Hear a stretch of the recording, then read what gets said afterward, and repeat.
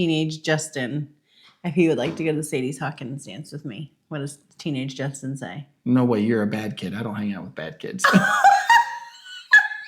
Happy chaos, that's our song. Loud and wild, but where we belong. Life's a sermon, love's the verse. Blessings big and a little reverse. Happy chaos, yeah, bring it on. Welcome to Happy Chaos, episode 50. It's our golden episode. It's our gold. How's it our golden? That's just what. Wouldn't that mean 50 on 50? No, it just means 50. 50 is like the golden anniversary. Oh, I thought your gold anniversary, your gold birthday was like when it was your birthday on your birthday. Or that sounded stupid. I meant when it's your year. Jeremiah's is coming up because he's going to be 18th on the 18th. Yes, if you're 18 on the 18th, that's your golden year. Yeah. Isn't that right? I thought that's what you meant. No. Okay, it's just our golden. It's not really an anniversary though. It's a week anniversary. Mm-hmm. 50 weeks, 50 podcasts, almost 50 1 year. And actually, we did miss 1 week in this whole year, which means that actually next week is our 1 year. It's 1 year from the time we started. That's crazy. I know, that's crazy to think. Which means we're going to have to put a move on to get in our studio next week for that. Whew. I know. I'm trying hard. You want to know why it's Tuesday, St. Patrick's Day, and we're sitting down to finally do our podcast? Because we're trying to build out our studio, and we're trying to open a thrift store, and we're running a church, and raising a family. And Yes. There's a lot. We have a lot going on. Kelly asked me how far I was with my Wednesday night Bible study yesterday or earlier today. And I said, I have a title. 2. That's what I had. Today at 2. At 2 o'clock, I had a title. But the Lord provided. And he doesn't have his wife for a little while because I have been over at the thrift store. She's fulfilling her own fantasies by going and working at the thrift store. Yeah. And it's like I have to pretend to be like a worker. She's a professional piddler. She piddles a little here, piddles a little there. Oh, I'm doing more than piddling. Piddle in this room. They call me boss lady. Piddle in that room. Some people think piddle means... It does. No, piddle means it's a country word. You want country points, you got to learn how to piddle. And you know how to piddle. Piddle is when you're not really trying to accomplish a full thing. You're just doing a little. And so, you'll go in the room and you might get a... Tinker with something. You might get yourself a drink in the kitchen and you might straighten I'm doing a lot more than piddling then in the store. A lot. She's piddling in the store. I left the store at 5:20 tonight. And I was like, I need to go home and I need to make my family some dinner. So there's that. But it's fine.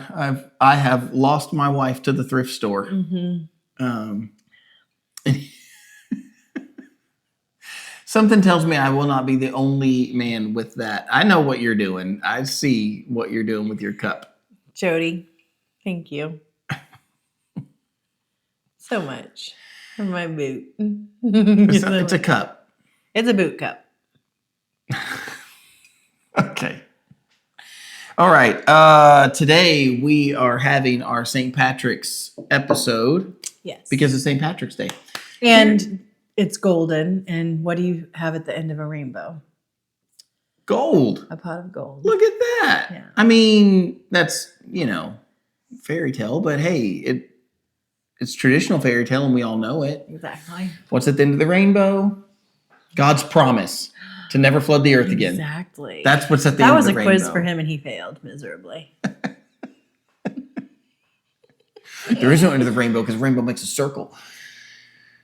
All right. So this episode, we're going to talk about all our crazy chaos. Like right now. Like the things that happen when we send a text and say, we're going to be shooting a podcast. Do they listen? I did press send, right? I don't know. Did you?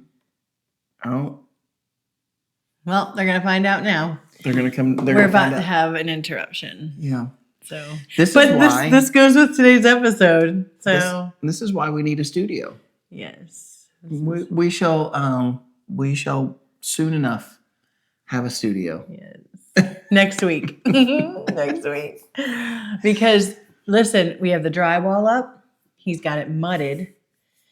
He's got the design cut out of wood. And For two studio walls. yeah. So Bring it on. bring it on. But I mean, there's a lot to be done. I have to sand, I have to paint, I have to Yes. install the wall. I don't know what to call them, decorations, decor, whatever. Kind of like this wall behind us, but it's not this. It's something new, different and fresh. It's going to be amazing. And then I have lights to install and Which, by the way, the wall he's talking about that's going to be fresh, I changed up on him last minute. added hours of I was settled until I wasn't on when I wanted for the wall. And now I'm settled. So Is she? Yes. Kelly settles until she's not.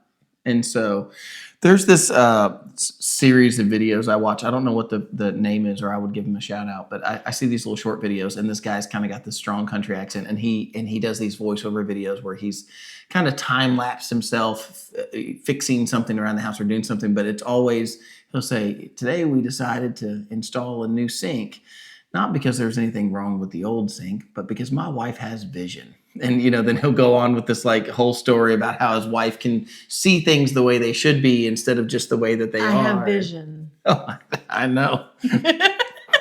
I keep seeing this. It's a blessing. I keep seeing this like love language of acts of renovation. Your wife's love language is acts of renovation. That's me. Yeah. So, anyways, we had a whole plan for our studio wall, and it was not complicated. It was very not complicated. I could have done it in an hour and been done, but nope. Kelly found a new one, and she said, "Here, cut." You guys are gonna love it though. Cut 100 pieces of wood at the perfect angle and install them. And we showed the kids, and they loved it. So that's a win because they're always like, oh yeah. That's true. They did seem to like. Yeah. They did seem to like it. But look, it's going to be super practical, and it's going to allow us to get even more consistent with some of what we're doing here, because it's going to allow us or afford us a space. The problem right now that we have is space. That's kind of everywhere. Yeah. We're busting at the seams everywhere we go, but even more so, trying to accomplish a podcast, in an in-home studio is difficult. Very difficult. So here we are. And today's episode is going to be about like our life, and we're at like a weird place in our life. It's not weird. It's just, well, it's all over the place, because think about this. We got married a year and a couple months ago, and we had the same amount of people under the roof, but we didn't have people getting ready to fly the nest. Yeah. And it's the real side of chaos. I think sometimes when we think chaos, we think like, maybe like the kind of, what was the family circus chaos? You remember the little cartoon in the newspaper, the family circus? And we think of like that kind of chaos, like things breaking and dogs running through the house. And we do have that too. Sometimes that does happen, but other times it's not necessarily the chaos of the moment that does happen, but it's kind of the chaos of like life all around us, where here's a picture. Let me paint a picture for you all. We have two grown adult, I'm going to say children, not because they're children, but because they're our children. But we have two grown adult daughters who are married, moved out. We have a grandbaby with one of them, and two more grandbabies on the way to be born this year. So we will have 3 grandchildren when we year. Finish out this year. When we finish out the year 2026, we will have 3 born grandbabies. So we'll at that point have 9 children 2 of them are already moved out. My 2 oldest daughters are moved out. And both are pregnant. And both are pregnant. Now, and married and have wonderful homes and wonderful husbands. And so, but now we have our adult children. We have children that since we've been married have turned over the age of 18. They've become adults in that way. And very much are trying to live that way, sort of. And so we have, and by the end of this year, in just a couple of weeks, we will have a 3rd adult in the house, child in the house. Meaning we will have 5 adult children, 3 of them still living at home. At least 2 of them are aiming to move out within the year. Yes. Within the year, and possibly even a 3rd. Yeah. So there's a chance that 1 year from now, 3 of them will move out. Some of those might even get married and move out. And leaving us 4 in the house. Right. But the 3 adults are 19, 18, and 17. 17 is about to be 18. Yeah. So we will have, 2 18-year-olds and a 19-year-old in the house, at least for some amount of time in this year. And then my son just got his license Our today. 16-year-old. So we have a 16-year-old son with a license that he just got his license today. Yes. So we have adult children that are moved out, adult children in the home, adult children that will be graduating this year, adult children, teenagers that just got their license and they're moving around. And so you can just see that. And then, by the way, all the way down to our youngest, who is 8.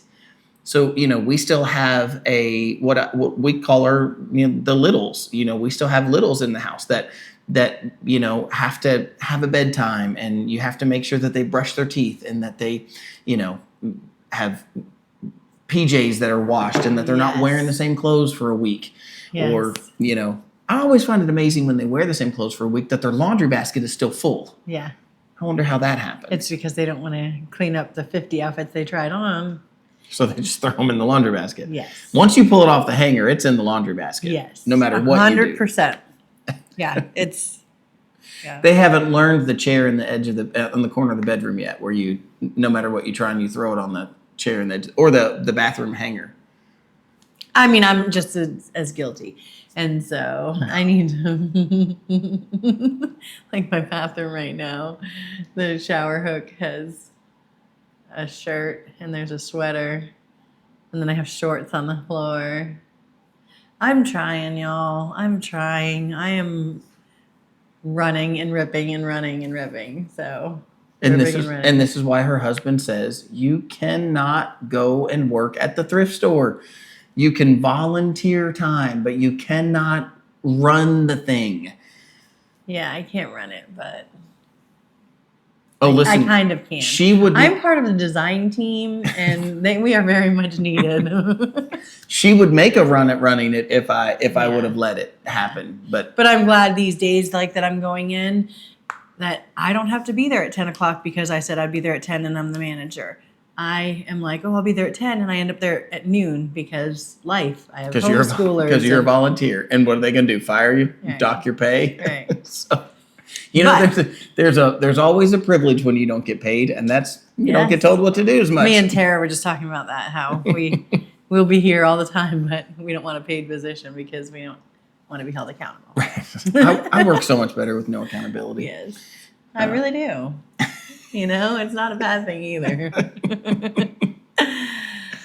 But life here in the house.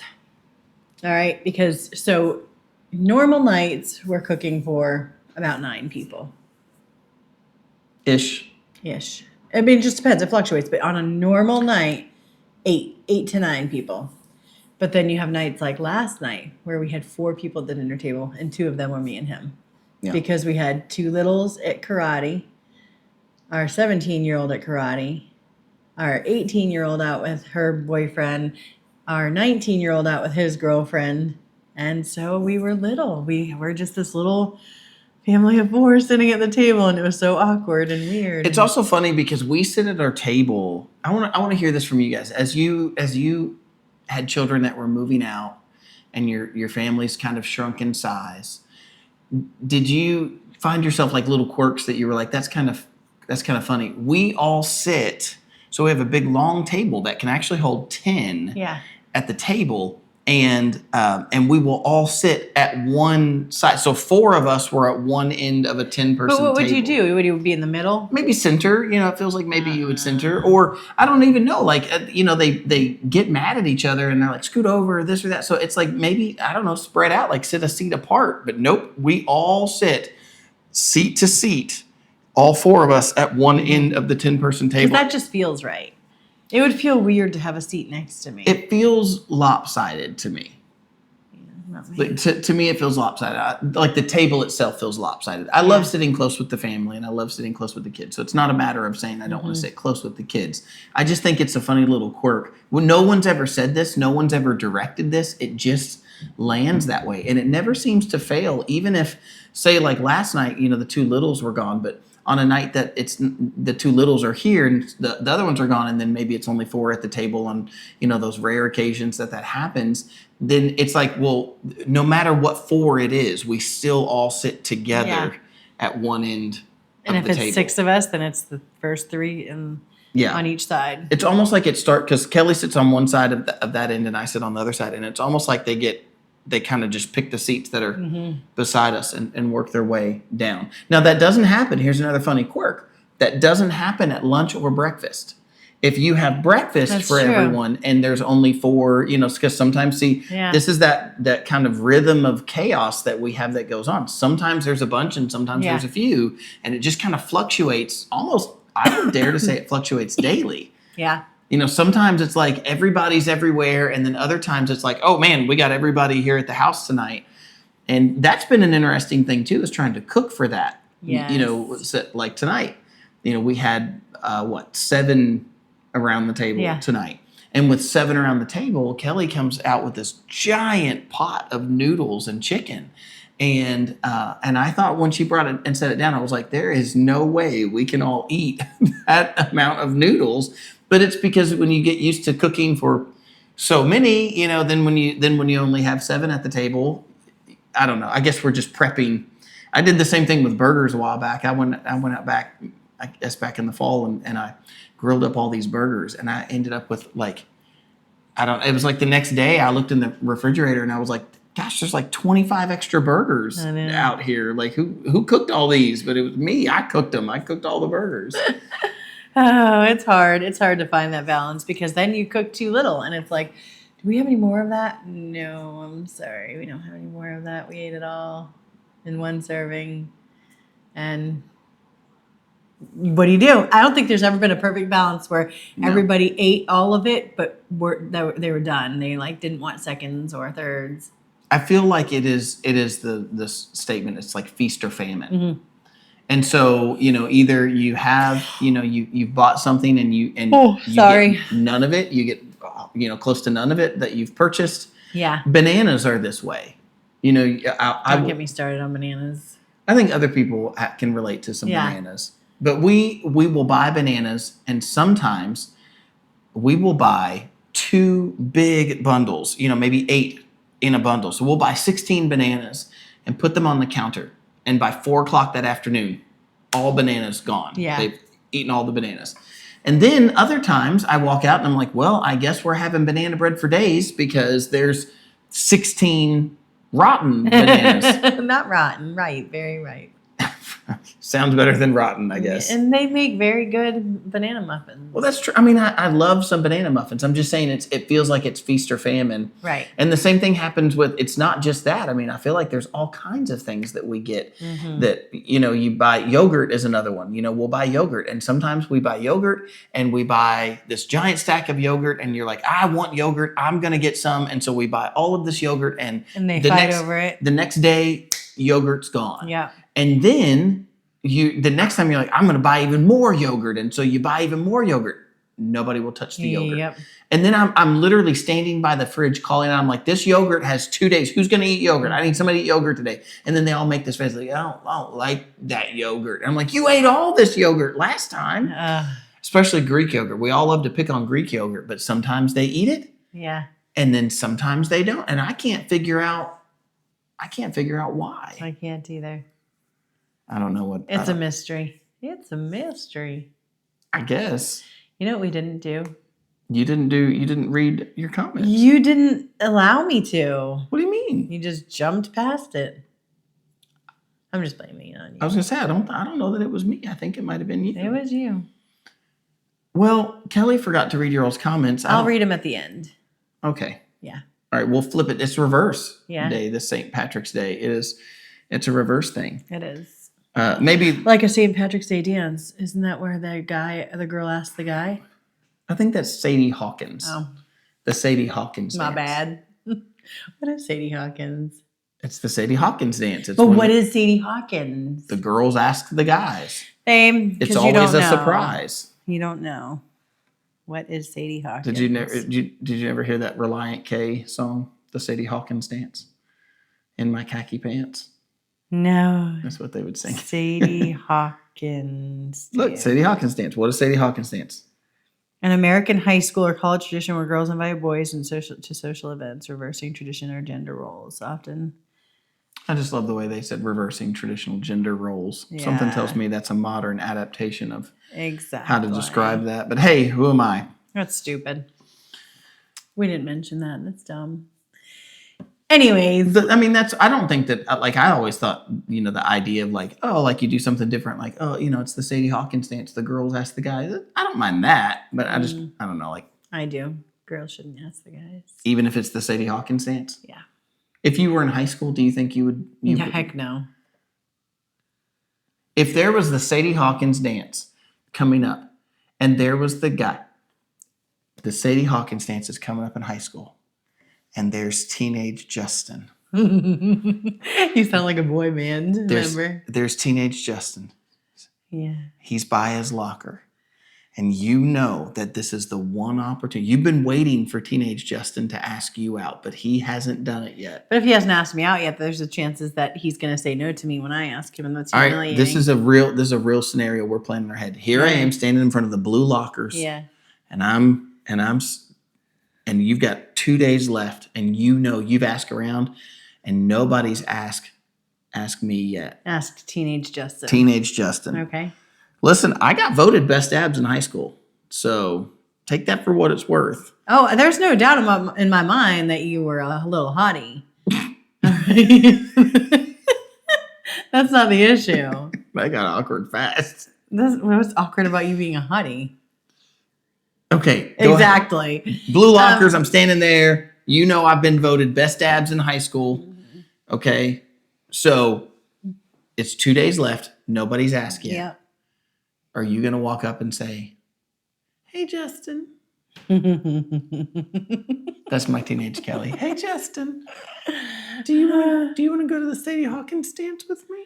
All right. So Would you? Teenage Kelly, Kelly, who's 2 years older than you. Yeah, 18-year-old Kelly and 16-year-old Justin. She was 28. I was 18. I mean, that would be a factor for you to be like, a senior just asked me to the Sadie Hawkins dance. Right. Let's be realistic, though. Would you have... Yes. Let's say I walk up... At 18 years old, would you have asked me at 16 to go to the Sadie Hawkins dance? Yeah, I was pretty confident at 18, so... All right, I walk up to you, and I ask teenage Justin if he would like to go to the Sadie Hawkins dance with me. What does teenage Justin say? No way, you're a bad kid. I don't hang out with bad kids. You're a freaking turd. I'm sorry.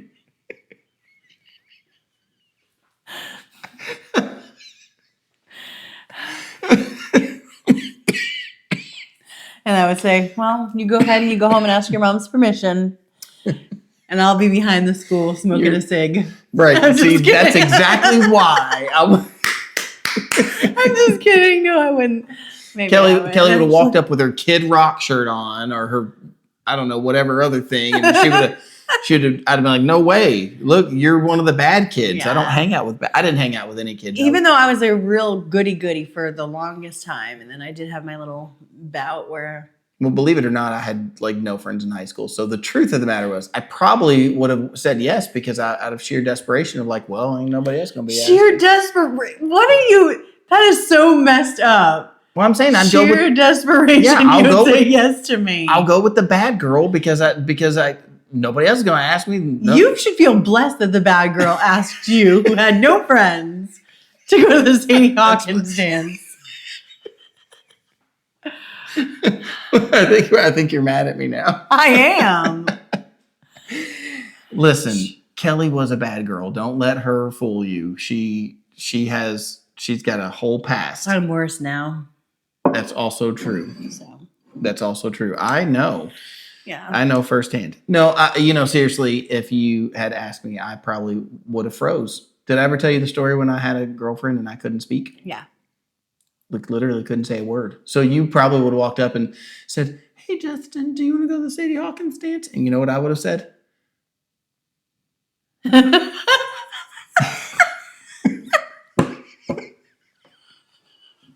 That's what I would have said. But honestly, when I was 17, I was like, When you're nervous. 17, I would be like 13. I'm gonna lose my mind on you in a second. I'm telling you.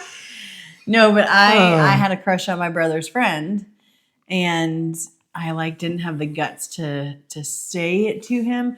I wrote him this letter. Oh boy. And Don't you know better than that? I went over to his house, to my brother's house, because they lived together. They owned a house together. How old was this guy? Go ahead. 25. Oh my! This is why I wouldn't have gone out with her. You were 17 trying to go out with a 25-year-old? Yeah. Do you know what I told my daughters?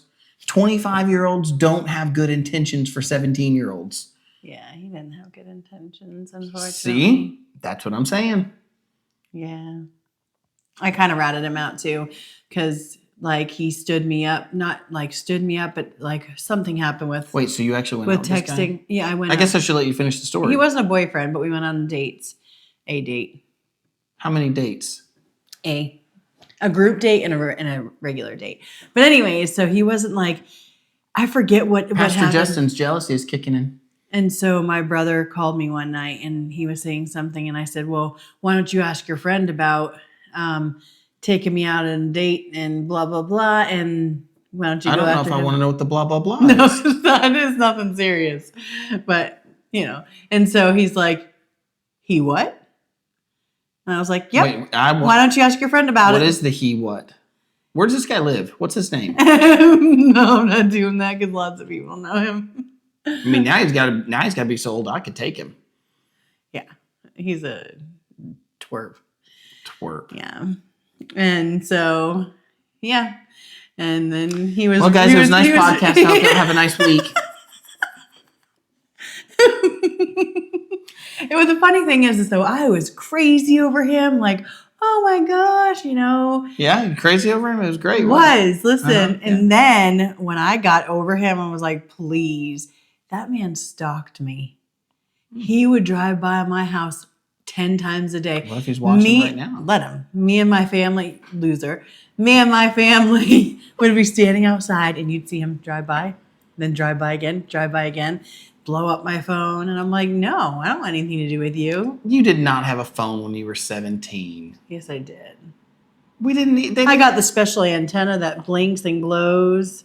I had Nextel at 17. No. Mm-hmm. No, because they didn't even have Nextels until I was They until absolutely after did. I was 18. Because they used to have the push to talk. I had a Nextel at 17 and 18. She didn't We have- used to prank people constantly. No, she was probably 25 by the time Nextels Oh came out. gosh. So anyways, when I went to go give him this letter, I was shaking. I was literally shaking. So here she is shaking before the guy. And then he ended up going out with her. And I don't want to hear the rest of the story. It's This is stupid. It's a stupid story. Stupid. Hearing more of this dumb story. We were supposed to be talking about our chaos house. Oh gosh. Well, we're talking about the Sadie Hawkins dance, and you said you would, out of sheer desperation, say yes to me. Hey, wait, let's take this back a step. So she's upset with me for saying I wouldn't ask her to the Sadie Hawkins dance. Or I wouldn't go with her to the Sadie Hawkins dance. No, you said you would out of sheer desperation. But then she said she wouldn't ask me because she wouldn't have been confident, she would have been nervous, whatever. But you went and asked that guy. Not to Sadie Hawkins. And you were all trembling when you asked him. You weren't trembling when you asked me. Yes, I was. You didn't say anything about trembling. Yeah, I said I was nervous. No, you didn't say anything about Yeah. that. It's because I didn't have any friends. I would have been your best friend. Oh, I doubt it. I know. And now look at you. Now you have. She said, I know. No, I'm saying I would. I would have been. And no, because here's the thing. Look at you now. You're Mr. Popular with all the friends in the world. I do have a mountain of really great friends now. Exactly. But I will tell you, that's one of the things that the Lord worked in me as I got older, was to realize that some of my lack of friends was my lack of personality. Like I'm saying like a lot, but I didn't even notice. I didn't mean to. I was just thinking lack of personality, my butt. No, it was true. I mean, I'm sure as you got to know me, but when I got nervous, I've said this to you before, you and I have had this conversation, that sometimes nervous and insecurity comes off as that you're standoffish. Yeah. That you're a jerk, that you don't want to talk to people. It's your own insecurities. But the thing is, I guess we don't realize that, there's again, but we don't realize that there's insecurity in every person. You know how when you're young and somebody tries to tell you they're more scared of you, or it's more scared of you than you are of it. Yeah. Well, I think that there's a lot of truth to that when it comes to human beings. And it's one of the things that I keep in mind when I think about church. Sometimes it's intimidating to walk up to a group of people that you can tell they all know each other. Maybe they're all family, whatever. And I've been on the stage talking, and I don't know if they agree with me, disagree with me, whatever. But I have to constantly remind myself, but I don't hear it. but I think to myself, I'm in my element. I'm in my home. This is like my church, and for them, they're visiting, or so I had to get in this mindset shift of, okay, everybody has their own insecurities in their own ways. And even those who present themselves as confident still have their own insecurities. You know who doesn't have insecurities? P90X dude. Probably so. You're probably right about that. No, he probably does in his own ways, and that's why he does the things that he does, is because he has his own insecurities. Oh, he doesn't have an insecurity. He's a little...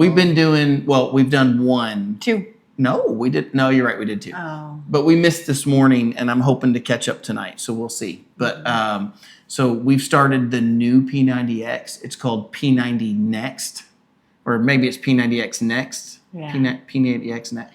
Even though I don't There's think a that's the next one in that it. you started. No, that's the one we did. This is just P90X. Next. The new version. No, I'm telling you, because we thought that was for maybe older folks, and this is not.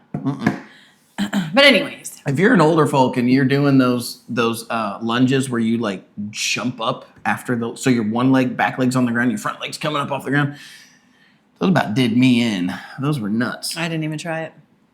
That was hard.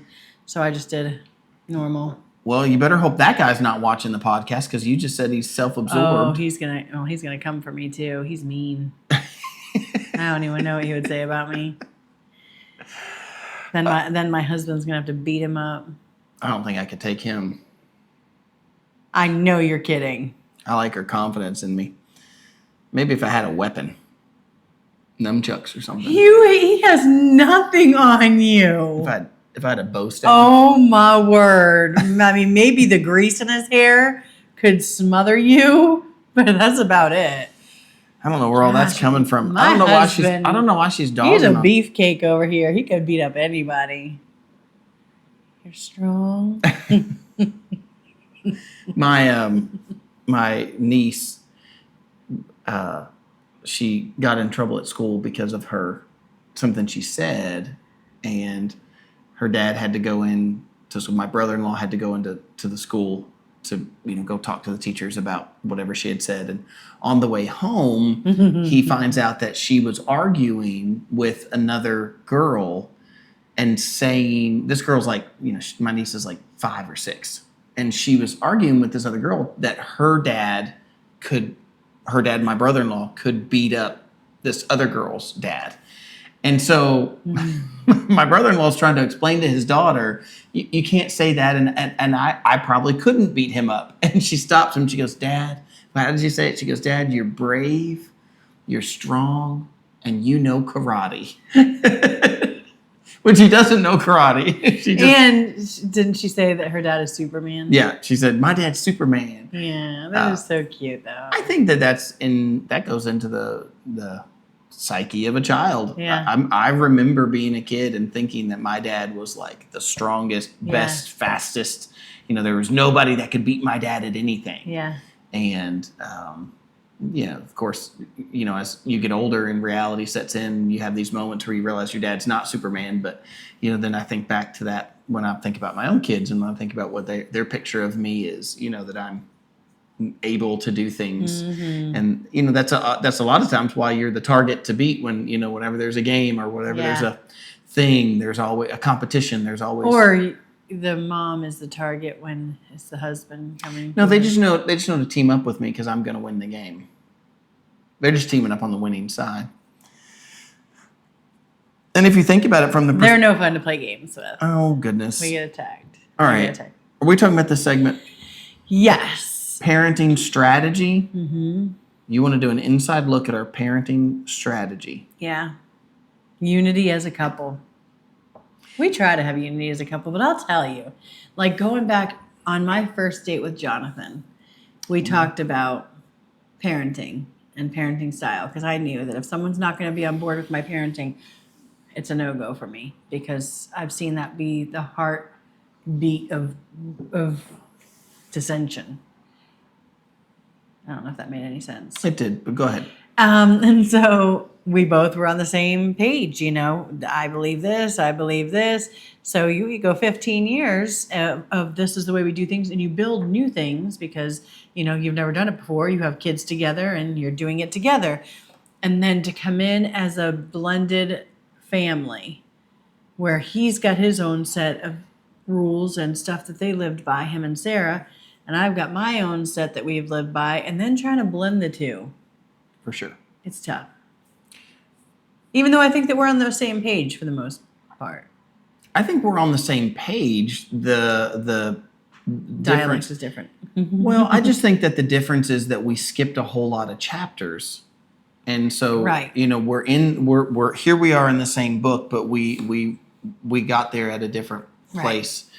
And so, certainly there are things that you did with your late husband that are different. His parenting was different. His parenting as dad and husband and, head of his home is different than the way that I parent and head my home. Right. And so you're in a difficult position to say, okay, well, this is the way I want to do things, but am I truly, here's a word that'll get us in trouble, but for you and I, like, am I truly being submissive to what my husband wants and letting him lead the home? Or am I, is this something that I need to stand up for and say, no, I really want to do it this other way? And so I think that's a difficult position for you to be in. Mm-hmm. And of course, the flip side of that for me is the equal opposite end of that, to say, I recognize that you want me to be the head of our home. Yep. So here I am in that role, head of our home. And yet I recognize that you don't always want things done the way that I'm doing them. And a prime example of that is, and I had this exact same issue with my late wife too, though, that, when we have picky eaters, I want to say, this is the food we made, or this is the food we bought. This is what's put in front of you. Eat the food that you have in front of you. And if you don't eat that food that's in front of you, you don't get to go get more food or different food. This is the food that is in front of you. And if you will hold to that for an amount of time, that child will eventually get hungry enough and they will eat. But Kelly has a bit of a even you saying that, I struggle so much with that because I'm like, in the grand scheme of things, what is that doing? Like, why do we have to say, well, you have to eat this food? I understand not being in an open kitchen and being like, well, sweetheart, what do you want for dinner tonight? I will make you what you want. I totally understand that. But if there's something or a lot of things to a picky child that they don't like, I don't see the problem with being like, well, then you go get yourself something different. You can make yourself something different and eat at the table with us. And you know what I mean? So this is one of those places that we have to find a balance of unity where we say somebody has to compromise in this. Somebody, there's a difference of style there. And I'm with you. I understand in the whole scheme of things. And I think I could discuss through that where some of my mindset is. But I think to this discussion it goes to say that we're not in this constant perfect harmony, right? That everything is always wonderful and we've got all the answers to everything. No, Right. These are real world things that we struggle with. Yeah. And so trying to find unity, I would say it this way: we have to actively work at unity. And when we find one of those areas that we're not in unity, we have to compromise with each other and bring ourselves into unity with each other. Right. And I certainly could hold to the rule and say, this is the way I want to handle food, and this is the way that we should handle it. And I'm sure some of that has to do with my upbringing. I do see, like when you talk about food specifically, when someone makes food and then someone else refuses to eat that food, I do see that as disrespectful to the person that made the food. And I'm saying this as somebody that, I was painted for years when I was a kid. I was a picky eater. Now, of course, my mom cursed me. Did anybody's mom curse him with this? Your kid's going to be 10 times worse. That's what my mom told me. And that held true to the nth degree. Like, I didn't like certain foods, and I did. I'm certain that my poor mom, I was disrespectful to her. Like, we would, back in the late 80s, early 90s, windows are open on a spring day or a fall day, and you can smell dinner cooking across the neighborhood. You can smell dinner cooking. And I would holler and I would say, "What's for dinner?" And my mom, if she named something that I didn't like, I called it yucky food. I'd be like, "That's yucky food." Well, my mom got so mad that she would scream back. So she'd be with the windows open, and I'd go, "Mom, what's for dinner?" And she'd go, "Yucky food." I can just imagine. I can just imagine the frustrated mom like slamming the I'm like, she's had enough of this child. She's yucky food. That's what you're gonna. But the difference is too, when I came to the table, she took that yucky food and she stuck it on my plate, and I ate what was put in front of me. And this was something that was in my house. When you're the picky eater, you don't get to pick the amount. My mom and dad took the amount of food that they thought was appropriate and they put it on my plate, and that's what I had to eat. And there was no option of saying, you don't eat it. You just sat there until you ate it. Like you ate all of that food. And, my mom she would tell me often, she was like, "Be grateful you have a microwave." When I was growing up, we didn't have a microwave, and so, you had to, once it went cold, you better eat it fast, because once it went cold, and, she would take my plate. My mom thought she was spoiling me by taking my cold food and putting it in the microwave for a second and letting me have it warmed up. All the crunchy people are like, "That's his problem. He ate food out of the microwave." Oh gosh. So, I'm like, I feel like I'm being soft by saying, if you don't eat your food, then you don't get something else. My mom, like, there was no option to not eat your food. And I think you've told me before you were that way. Your dad didn't give you all the option to not eat your food. It was eat the food that's in front of you. Yeah. And if not, you're eating it for breakfast. I never had to eat it for breakfast, but I never let it go that far. I mean, I had to eat it. Yeah. I don't think I know with us girls, he never made us eat it for breakfast, but the boys, he was definitely harsher on. We did try that with my oldest son once. We did tell him that he was going to have to eat it for a snack or something. We saved it for him, and then of course he didn't. He just went without a snack, and then that was a whole scene. Later that night, he was so hungry, and my poor wife was crying. She's like, he's just hungry. And I'm like, he will live. He's going to make it hungry. He'll eat tomorrow and will learn his lesson. But she gave him a snack and he did not learn his lesson. So, I struggle with it so much. I think that there are times that a little bit of it's discipline, and discipline is hard, and nobody likes discipline when you're going through it, but it makes you a better person in the end. And so that's what I think.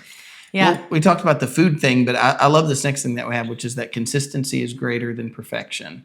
And I think that that's something that, of course, I mean, that's across the board, but when you're talking about parenting, I do think that we do pretty well with this in trying to be consistent across the board. And I know that, I'm sure that there's, our kids would probably say, well, what about, or what about, or what about? But our goal is to be consistent, to say, whether that's, the way that we shop for the children, or the things that we buy for them or do for them, or in the way that we discipline and in the way that we parent and have to say no to some things and yes to other things. We definitely strive for a level of consistency to say, this is how we parent. This is how we handle our children. One such example there is, like, we have a son that just turned 16 years old. I just had the conversation with him today, and I said, listen, you can drive this car until you buy a car. My children have to buy their own cars, and you have to pay for your own gas, and you have to pay for your own insurance. So not only do you buy your car, but then you pay for your gas and you pay for your insurance. And so that means that you'll have to have a job, because you will have to have income to then be able to pay for your car and be able to pay for your insurance. Now, I've had parents tell me, oh, I don't want my son to have to go get a job right now. I want him to be able to do whatever. I don't want him to have to go get a job at 16. That's fine if that's your rule. But in our house, there's a consistent rule that everyone knows. And that is that mom and dad aren't buying you a car. We're not going to give you a car. You're going to have to buy your own car. And when you buy that car, you have to maintain that car. Meaning you have to put the gas in it. You have to put the insurance in it. I had my son that's getting ready to turn 18. Days after he bought his car, he was driving and hit a pothole and busted 2 of his tires on this pothole. And those 2 tires cost him nearly, with tires and rim and the whole deal, it was like $800 to get almost $1,000 to get all of that fixed. And I know he felt devastated over that, but that's the responsibility of having a car. And I only say that to the point of, there's a portion there where we're saying, hey, we've got to be consistent. Yeah. And so this is the consistency that we allow. Yeah. So I think that consistency is greater than perfection. Unity trumps all, but consistency, I think, is definitely greater than perfection. Yeah, I would agree with that. Adapting to each kid, not one size fits all. That's a tough one. I'm giving you space. I don't want space. I want conversation. I promise I'm not going to sit here silent. I'm letting you go. I just feel like, yes, I definitely think that, the kids are different. They're, they all have their own thing and their own ways and their own quirks and their own, I don't know. And I think that you do have to take it each kid.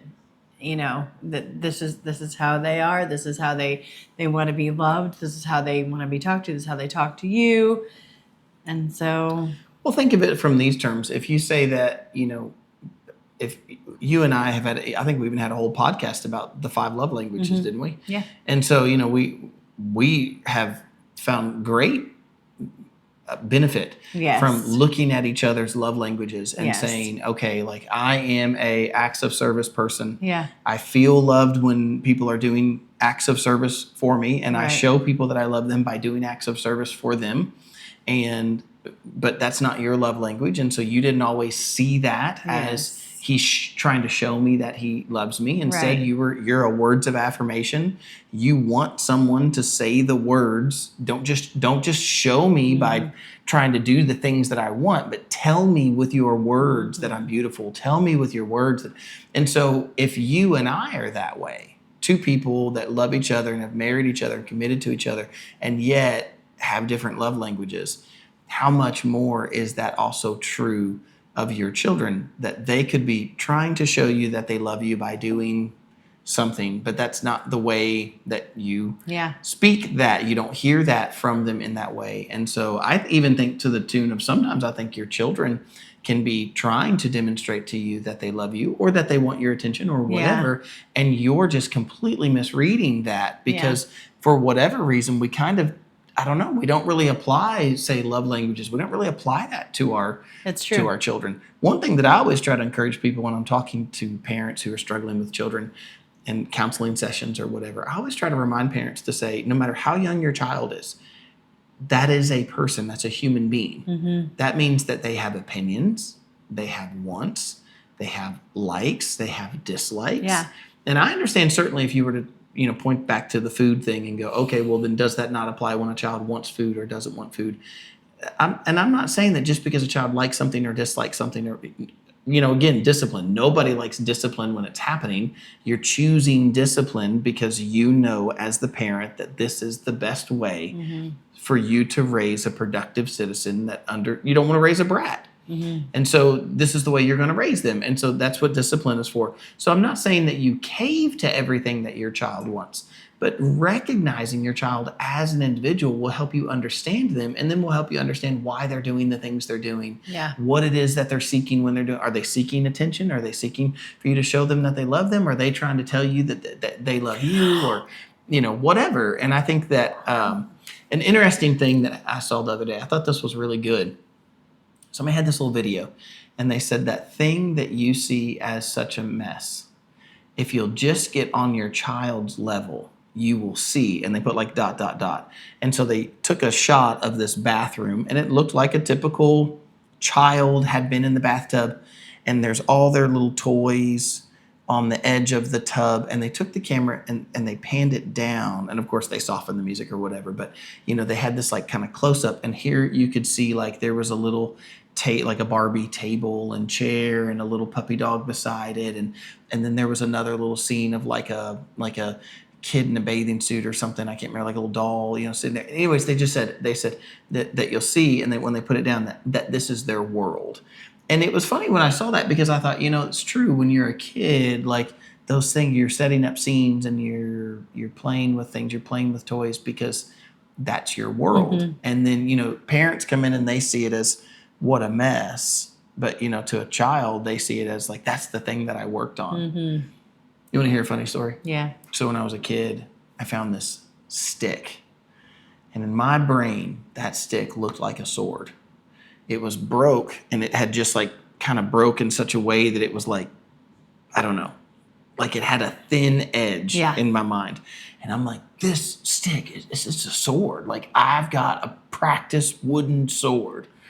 And I was just laying it out on all my imaginary enemies. I was whooping them. And I laid that stick down beside the driveway, and I begged everyone, please don't do anything with my stick. I want that stick looks like a sword. Next day, stick's gone. I'm pretty sure my dad took it and threw it in the trash can because it was on the side of the driveway. And, I'm sure that to my dad, that looked like a stick. Yeah. But to me, nope, that was a sword. Here I am, 40 years old. I remember 35 years ago thinking that stick was a sword.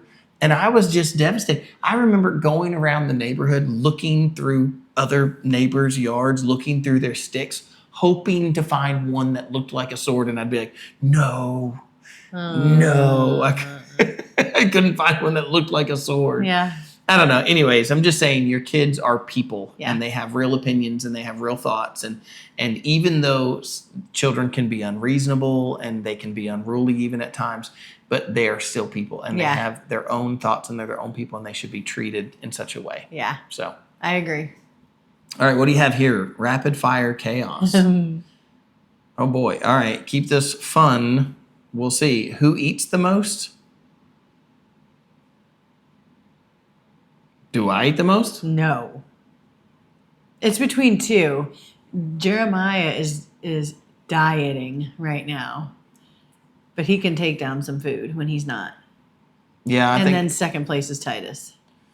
Yeah, I mean, that's what I'm thinking. Like, if I look at the whole the family as a whole, I think Jeremiah could eat the most food. So our 17-year-old could definitely eat the most food. Yeah.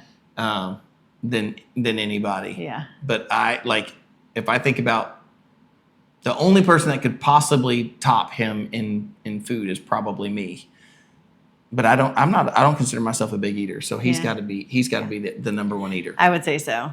And then I would say Titus.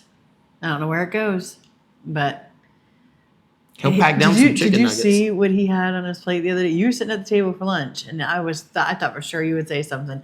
He comes over with a big plate, and he has about 15 dinosaur nuggets on one side, 4 of those taquitos next to it, and then he's got like 5 bagel bites on the plate all together.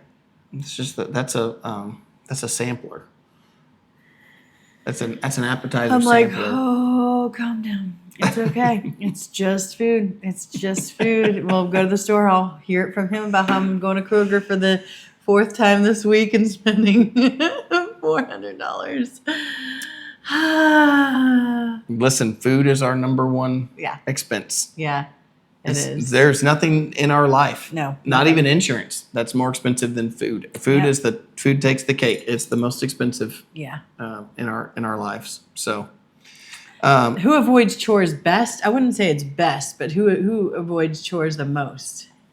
well, I mean, if we're gonna go people in the house, then he's an adult, but it's my son Elijah. Yeah. He is the Yeah. chore avoider. He Yeah. hates doing chores. He always has. And he finds his way out of, there's always something. When he was a kid, there was always something that he would try to find to get out of doing the chores. And then now that he's an adult and he has a car, he just migrates his way away from the house when he knows that chores have to be done. So And then second is Sophia. second is Sophia. Yeah. For sure. She is the queen of distractions. Yeah. You know, you tell her to do something, and she's kind of good at it. You tell her to do something, and then she'll throw questions at you to get you off balance that you just told her to do something. And so, and I'm telling you know what I said to her the other day? She said, I can't remember what I asked her to do. I asked her to do something, and she starts throwing these questions at me.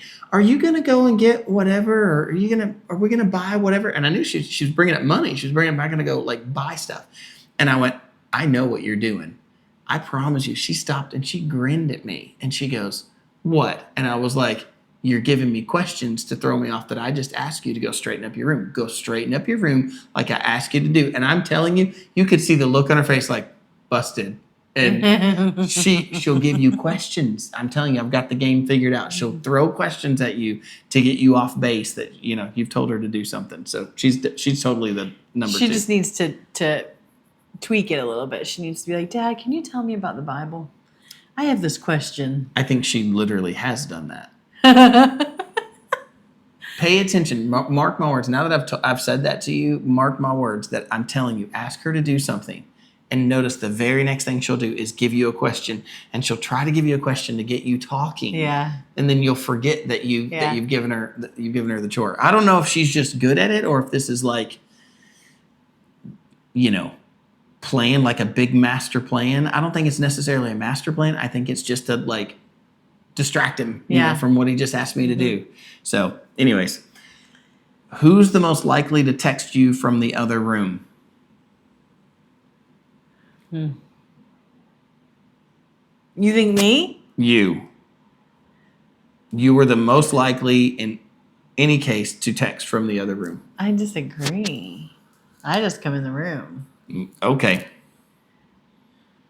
Let's pull up our text right now. I mean, you can if you want. Who do you think's most likely to text from the other room? Second is Kaylee. I would say Kaylee. She gets it from you. No. As a matter of fact, you two text each other from the other room quite often. You will be in our room and you'll be texting. I'll say, who are you texting? I'll say, Kaylee. Oh, shoot. Am I wrong? No, but yeah. Anyways. Yeah. Well, you said you would get to reading some comments. Yes, and I don't want to forget that. All right, give me a second. I got to pull this up. Oh, boy. Okay. How many seconds do you need? I don't want to get distracted either because it's very easy to when you see notifications and stuff. Well, on that note, here's what I would say while we're pulling up comments. Some of you, this is our 50th episode, and some of you are watching every single time that we post. Some of you have told us that you've actually watched multiple of our Happy Chaos episodes. By the way, I don't think anybody got that video. I don't think so either. Yeah, it just didn't come across the way that I meant it to. Yeah, that's okay. Yeah. You win some, you lose some. That's right. But, okay, for all of you that have been watching these videos, there was a guy at church the other day, which, by the way, you guys, I need you to come on out from hiding, come out from the shadows, and leave a comment. You can, even if you're watching from your wife's account, which I've heard that, oh, well, I watch from my wife's account, that's why I don't comment. You can comment from you can just initial or something at the bottom that's what you're, Am I too far? just go there. Sorry, y'all, technical difficulties.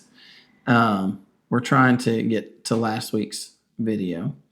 And no, it's about right there. It's that one. Socks off. Throw them in the dirty laundry. That was the one where I You talked soiled about your socks. soiling my socks. Yeah. Okay. Anyways, what I was trying to say was there was this guy last week at gosh. church, and he said, I might have watched 1, 2, 3, and there was like 4, 5, 6, 7 episodes of Happy Chaos. And I was like, you binge watched Happy I Chaos? love it. I love it so much. I love them. I am blown away that you guys are sticking with us and that you're sticking with our podcast, but we genuinely do love hearing from you all. And so let us not forget before we close out tonight. It's been a wild few days with Kelly going to the store. And I'm exhausted, so I'm sorry if I'm not my Kelly's piddling. I'm trying. Oh gosh. Okay. There's a lot of comments, so I gotta kind of pick and choose as we go. Go ahead, get some comments out. Lauren Engel already cracked up at soiled. Am I using that word wrong? I mean, doesn't soiled mean I Like- know it can mean like number 2. I get that, but doesn't it also mean like if you've No, I can't get my mind off of what it actually means. So. I mean, I'm saying like I thought it meant like, I mean, there are things that can be soiled and it doesn't mean that it's poop. I just can't get over it. You just say the word, and I can't think past that. I can't. So I I know. I'm sorry. I- Becca said, "Okay, I get the socks, Kelly. I feel like I'm constantly washing Cam's socks. His sock drawer. Yes, he has a whole drawer for socks. So does he. And they're overflowing. The whole episode is Cam and I. He would love nothing more than to live in an empty house. Laugh out loud. Attic clear out should be a family event. We should get first dibs." I actually that's my daughter, and I talked with her about that, and I told her I actually want to do that as we're getting ready to go into the thrift store. And we're going to clear things out of our attic and take them to the store with hundreds of other people. I think I should wait a couple of months to let some of the other people donate who are itching to come and bring things to the thrift store. But And I let some. Never mind. I can't. don't Don't you do it. I know. That'll open floodgates. I don't want to open. Okay. Okay, I retract my statement. But anyways, I texted her the other day and I said, hey, I totally want that like attic clear out day and let all the kids, look through all their old stuff and your old stuff. You guys have a lot of stuff in the attic. So it's not just like we have just, Walker, things in there that you guys are all a part of that too. So I think it'd be kind of cool to look through, have a day where we're pulling stuff down and looking through all that stuff and then deciding what things we could take to the thrift store. Yeah.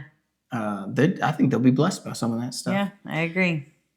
Jody Ballard, what a fun podcast. Next week's podcast should be some of Justin's stuff to thrift, and you get 10 things, not 9. I love you guys. See, Jody, do you see where this goes? Oh, I don't care. Take my stuff. I care about his stuff more than he does. So. What would you take of my stuff? Let's play right now. Jody, we're gonna play this game right now. Kelly, what things of mine? Your chainsaw. Why? That's how I feel about my dresses. Hold on, no, but why? Just because that's how I feel about my dresses. You mean retaliation? Okay, give me a second thing, miss. I'm gonna I would take your shower head. I'll take your shower head off and give it to thrift store, and you'll have to run with just Oh gosh. glopping water down. It'll just glop on top of you. It won't spread. It won't spread because I'm gonna take your shower head off of there. Oh gosh. Why would you take a chainsaw?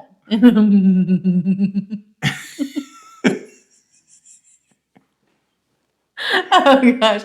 I can't think of other things that I like all your stuff more than you do. So I'm gonna take your jack. I'm gonna take your car jack. I'm gonna take it over to the thrift store. You're not gonna be able to jack the car up if you need to work on it. oh gosh. All your screwdrivers gone. Gone. Get them out of here. She's gonna clear out the garage, y'all. Make it into a she shed. Oh gosh. I love it. You couldn't even come up with other things. Okay, I named all so those what? others. Mm-hmm. Oh gosh. Mad at you for trying to take my chainsaw. Justin Face tells it all. Like, Jody, no more coffee mugs. Don't listen to that nonsense, Jody. That is no. Jody, you've got me pegged. No, that Bring was, on the mugs. Jody was right Bring on about the my mugs. face. Read the face. And he needs a cowboy mug, a cowboy boot mug. No, Orange. I do not. Oh gosh. I'm gonna get you a chainsaw mug. Oh gosh. Patty Mitchell, laugh out loud, kicked out of the mall. Kelly's reaction. Who did I marry? Learning so much about each other. Oh, here's a name I don't think I've seen before. Bernie Tapp. Hang on one It second. says top fan. Patty Mitchell. I just want to say that in this episode, we learned that Kelly was very bad when she was a teenager. So You knew that though. I might have get kicked out of the mall, but you got turned down for the City Hawkins dance. I did not. You said yes out of sheer desperation. Let's be clear about that. Okay, Bernie Tapp. My brother told me not to put things in the attic because you will not remember what is up there and probably don't need it. That is so true. I do not have anything in my attic. Learn to keep only what you actually use. God does want us to bless others with what we do not use. Too much stuff can overwhelm you. It's a relief to get rid of things. On clothes, if you haven't worn in a year, get rid of it. Someone gave you an angry face, Bernie. I don't know who. I think you can touch it and find out. Daryl Edwards. We're calling him out. Daryl Edwards I don't gave know you if a you know mad him, face. but he gave you a mad face. Well, Bernie, I'm not mad at you for it. You can, if you want to live a minimalist lifestyle, you Exactly. can. We're not judging you. Yeah, and here's the thing though, Bernie. As far as like don't put stuff in your attic because you'll forget that it's there. That's a true statement. However, there is a need for some things to go in the attic. Like Christmas stuff. Yeah, like we have Christmas decorations. Those go up Fall in the attic. decorations. Fall decorations, they go up in the attic. Here's one that came in handy. We have a whole lot of snow gear here in the Walker household with so many kids. And so we already had snow gear. And then when we got married last year, even more snow gear came in. And so we have hand-me-down snow gear. You only use that once a year, twice a year here in Kentucky. We don't use it super often. Now, when I say use it once or twice a year, we pull it down, leave it down for an amount of time, and then when we think snow is over, we put it back up. Because it's not winter gear, it's snow gear. Like it's snow gloves and snow pants and boots and, all of those things that you wear if you're going to go out in the snow. Right. And those things we have extra of, and it's nice to have extra of because they get wet. They go out in the snow and then they come in and it's all wet. So the snow gear stays up in the attic. Now, in that attic, is there an entire wing of random unneeded thing? Like I think there's targets there for bow and arrows, and there's a keyboard up there, and I could probably name. I think there's a couple of game systems up there, like Nintendo Wii's and things like that are up there. I mean, there's a whole lot of other things, probably even things that I have no idea. I'm going to get up there and be like, oh, I forgot about this. Oh, for sure. I'm sure that's going to be up there. So I'm in agreement with you partially. Yes, live with what you need and you don't have to have all the extras. But at the same time, there are some things that you just have to have a place to put them. And if you don't have a basement or a big enough closet, what are you supposed to do? The attic is, accessible. And so you put stuff up there. Yeah. Marlene Hofkamp. Ooh, she said, I can't wait for this thrift store to open with all your stuff. That will be worth driving to. Well, Marlene, I don't know where you're coming from. Would love to hear that. Yes. But I hope that you come out and come visit. I've stated that on opening day, I'll be there opening day. We don't have that announced yet. We got to tweak a few things. We're still waiting on like business license and stuff. So we can't, make an announcement until we know those things for certain or, going through. But I mean, it's going to happen one way or another. It's just, Yes. how long do you take to get through the government things and, get all the donations organized and all that sort of stuff. But opening day, I'm going to be there. Yeah. And I am going to bring Winston the dog. Mm-hmm. If you guys saw Winston the dog this past week, my butler dog with his little sign, I'm going to take Winston the dog on opening day and I'm going to have him on the front counter. And I'm going to write a little message. I'm going to let other people write little messages and hang it on him. Yeah. And take pictures with it. Yeah, Winston. Winston the dog. Sir Winston. Anyways, yeah, Sir Winston will be at the thrift store, but he's not for sale. No, you may not sell my Winston. I fought If I for can that. get 800 for him. Oh, that's unfair. Y'all don't. Nobody tried to buy Winston for more money. That's not fair. You know what I paid for him. Let me just have it. Let me just have the dog. Oh, you have the dog. Autumn Hardy, I would love to see an episode about your meal plan for your family. Do you do stuff on repeat? Let the kids pick some new stuff and try it. Kelly cooks one day, Justin cooks another. Take out, eat out. What does that look like for you? Cooking together as a family can be such a valuable bonding experience. I just tried Marry Me Chicken tonight, but a dumb dinner version of it. It was out of this world. Oh, and she gave us the thing. Oh. So speaking of Marry Me Chicken, I'm going to make Marry Me Gnocchi. So I wanted to do that tonight, but I got home at 6 o'clock and I didn't have any gnocchi at home, so I had to. She's a working woman now. Working woman now. But as far as our everyday cooking life, I'm usually the cook. 9 times out of 10, I cook. We do stuff on repeat, I would say. We have a certain go-to that we have that we rotate out. I don't think we do things on repeat in the sense of like every time it's this day of the week we do this. We don't do that per se. But we try new stuff too. Yeah, we totally try new stuff.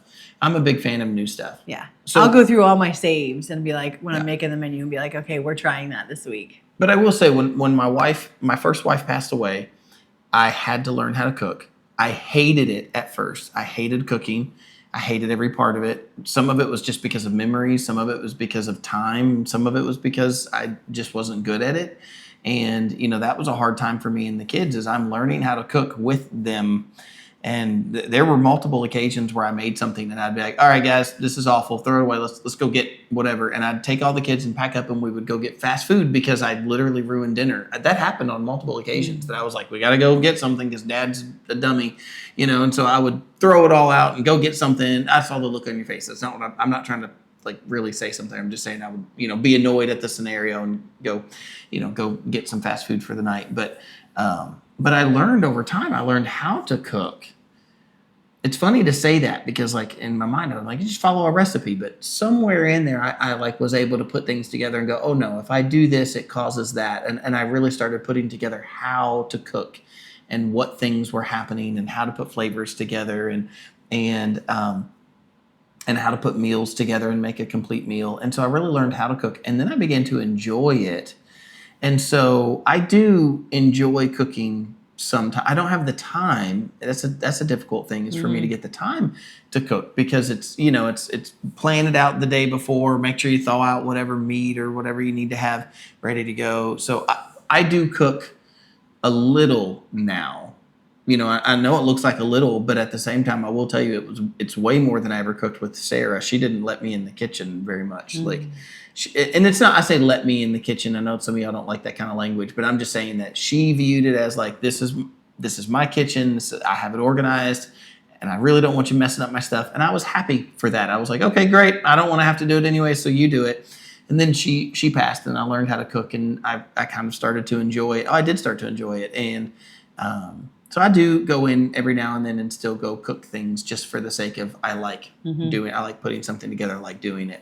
But I mean, go-tos for us are not super complicated. Well, I don't know. I mean, I guess like you'll do your own homemade Alfredo, like chicken Alfredo. You'll make your own homemade Alfredo sauce. And that's always good. But tacos are always the go-to. Anytime we can say like, oh, what should we make? Tacos. That's always a big one. And there's a few casseroles that we have as kind of go-to casseroles. So I don't know. Maybe we could have an episode where we talk through our meals and what we're doing, how we grocery shop, and there you go. There you did it. This is why you should get a folding phone like what I have. I know. I agree. And as far as us cooking together, all of I'm a very controlling person. And I have a hard time releasing control to people. And I have an idea of what I want. And so in order to get what I want, I have to do it all. It causes for an all or nothing with Kelly. In life, like with everything, running stores or running. But like in the kitchen, it's difficult for you to let someone do something. So instead you just get yourself out of the kitchen so that you don't get annoyed and micromanage or whatever. Yeah. So, there are not a whole lot of times that and by the way, it's not a big kitchen. So, two people is difficult enough. You put a third person in there and it usually starts to get a little, you're all of a sudden you're taking bowls and putting them over on the island or putting them over on the table and saying, here, you do this over here and I'll do this over here. Exactly. So that does become a little bit complicated. One way that we do cook well together though, is if I'm cooking on the Blackstone outside and Kelly's cooking inside. And so then we're kind of out of each other's way, but then, meeting up, so to speak. And it's, let me get that for you, or these done or whatever. Yeah. So that always works well. Yeah, I agree. We try not to do a whole lot of takeout. Sometimes it happens though. Sometimes it's late and we're like, I don't want to cook. It's super late. We also struggle with takeout because, as you probably know, takeout has become very expensive. And so, spend $110 on Taco Bell for one meal. Yeah. And then hear someone say, I'm still hungry. That's a difficult scenario when it's like, I just spent, $110 on grade D meat. Yeah. It's true. Yeah. I know. So, anyways. Bobby Stalling said, thrifting is big business. I think it's a great idea for your church. Thank you, Bobby. It does look like it's going to go very well. It definitely is. Let's see. Stacy Lavorne, top fan, but I don't think we've ever read that name. Well, I can purge with no problems whatsoever. We do it about once a year. Good for you, Stacy. I know. Keep purging the stuff. That's what I say. We got a lot of purging in our future. So one more. Read it for us. Jackie Keenan. Yeah. My husband is a hoarder. Would not like me to touch. Drives me crazy. Well, Jackie, I understand. I think I live with a hoarder. You do not. Far from it. I'm always trying to. Yeah, she just likes to throw away tools. Organize. I wouldn't really do that. But I'm always trying to get stuff in order. And sometimes it's overwhelming with life. But.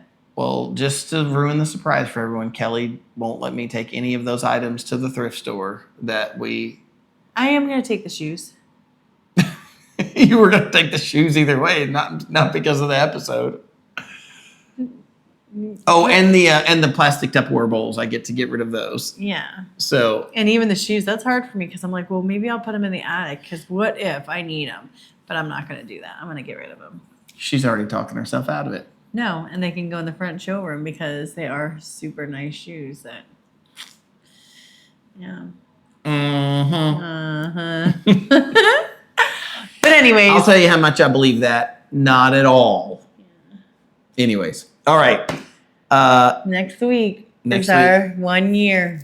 Next week is 1 year. And we will hopefully be in our new studio and maybe a little more refreshed. Yeah. We'll make sure we get lots of sleep. I don't know how we're going to make sure anything happens because now that I'm saying that, I'm thinking, oh yeah, we have to do this, and this before we. I know. We're going to come to you exhausted and tired, and we're not going to have any good content. So So that's a question for you guys. What do you want to hear for our 1 year?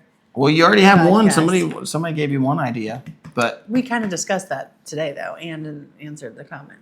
yeah, I always think it's hard for people to say like, what do they want to hear? You have a question for us? Give them. Oh yeah, that's what I want to do Q&A next week. Yeah. Give us your questions, your deepest questions for us, and we will come at you with some even hard stuff truth. that you're wondering, like, what was your biggest obstacle this year, or anything? How do you do this? How do you No. guys blend this? No, you take a lesson from our daughter. You get her all riled up so she'll get distracted. So I want you to ask her about the moon landing. That's important. Okay, ask her about the moon landing. Get her going at you flat earthers. Some of you flat earthers, give her some questions about the flat earth. She'll get going He about that. is right. You can get her going about that. Ask her about her teenage years. Okay, ask her. You're a turd. I'm married to a pastor, so I really can't speak too much on my teenage years. But I was a normal, sinning human being, so yeah. Well, I wouldn't have hung out with you. Some of us weren't goody two shoes our whole lives, but So were you a goody two shoes or weren't you? I was for a very long time. I had a brief 2-year stint and I wasn't wild, y'all. She was wild. I've just- heard the stories. She was wild. There's some stories. But those cannot be discussed. Again, I mean, we have children that watch. And I was good all the time. All the time I was good. So You cannot take that saying. That's the 90s thing you say about God. You can't say that. Yo, I am sorry. I'm saying it because it's There's- not true. There's a but- whole lot of you 90s Christians that are, I'm sorry that she just said that. All right, get your questions ready for Kelly. And you know what? Not just questions. Let us know your favorite episode Ooh, that's a good one. this year. Yep. And also maybe one of the funniest things that we've said, or something that resonated with you and that you've taken on with you and into your families and into your relationships. Give us some of that kind of stuff, like favorites, tops, all that, because this is 1 year, you guys. 1 year. Right. Yeah. Keep it all directed at Kelly. It'll be way funnier. How about this? I want you guys to put in the comments an overall Team Kelly or Team Justin. Oh, that's not fair. I'm going to lose that. You're the one that's asking for it. You're the ones. Come at Kelly. Come at Kelly. Listen, I know who the favorite is around here. And I'm okay with it, but I don't have to hear it said. I don't have to hear it verbalized, you know. I know. I know who the favorite is. Like, I get it. You don't have to make him say it out loud. Anyways. It's like when there's a favorite child in the house. It's like, look, I had a good childhood, but I wasn't the favorite, you know, like, you know that. Yeah. I feel like that. Like, we have a good podcast. I know I'm not the favorite. You're some people's favorite. You're my favorite. That counts for something. It does count for something. It means I'm the favorite vicariously. If you're everyone else's favorite and I'm your favorite, then I'm the favorite. Yeah. Exactly. Actually, that's probably not true. I think there's some people that are like, Kelly, you get too much Starbucks. I don't like that, and- Kelly. Yeah, I don't like that, Kelly. She gets too much Starbucks and Yeah. tries to control too much. But And now I know she was bad. y'all, give me 10 minutes with you and I'll change your mind. They've given you hours. They have watched hours of this. Well, if they still don't like me, then they're wrong. Because Yeah. I'm just fun. I feel like this was like the I don't think Seinfeld I'm episode. mean, you know? You're not mean. No, I mean, you have a really jaded past, but you're not mean. I've been jaded in my past. I've been jaded on in my Oh, good. past. I hope y'all can tell the humor and the jokes that Yeah. are going on here. Yeah. I'm sure somebody's at home trying to take notes. Like, what is it? They're going to be running background checks on me. And I want to try and see if I can do like some back to you guys, like who has commented the most. I don't know how we'll figure that out, but it's worth looking into. I don't know if you'll be able to see that, especially not that far back. But I could take some guesses. I could too. Who I think might, I don't know. There might be We some should do superlatives for our fans, like who's most likely to do this? Who would be out of me and you? Class clown, this, that. No. That'd be fun too. I want to do it even better. Let's do superlatives of our followers, of our commenters. That we're going to put them in order. Okay. We're going to decide which one of you all are like, class clown. Yeah, who's the troublemaker most likely to get arrested? Yep, who'd be the one smoking cigs in the back with Kelly? Jody. Jody, it's true. We would be back there doing that. Kim Williams, you've been quiet for a little bit, but you're not out of this. No. You're going to get picked in there. Most likely to succeed. Kim. You got Tara. She would be like the most loved one. Like the one that everybody loved, the sweetheart, America's sweetheart. That's Tara. We could do like, who do we think got married the youngest? Who do we think got married the latest? We can't do that. We don't know them that well. I know, that's the whole thing. We'll just make up lives for you guys. That's what I'm saying. I will, based upon their names and their comments, all right. I will make up the story. All right. So here's the thing. Whoever comments on this, they get in it. You're in on it. Oh boy. I know. I hope we get hundreds. Most likely to watch podcasts that who's the most likely to watch 2-hour-long podcast? Yeah. It was you. All right. We love you guys so much. Thanks for genuinely we do coming along this wild journey. Enjoy your week. We're gonna go hit the hay. It's been a long. Actually, we're gonna go process this so it can come up for St. Patrick's Day. Happy St. At Patrick's 10 o'clock Day. at I didn't night. even tell y'all the story of St. Patrick. Oh, You'll have to watch the short reel. video. I made a reel about it earlier. Yeah. You have to go watch it. All right. Comment. Bye, everybody. Happy chaos, that's our song.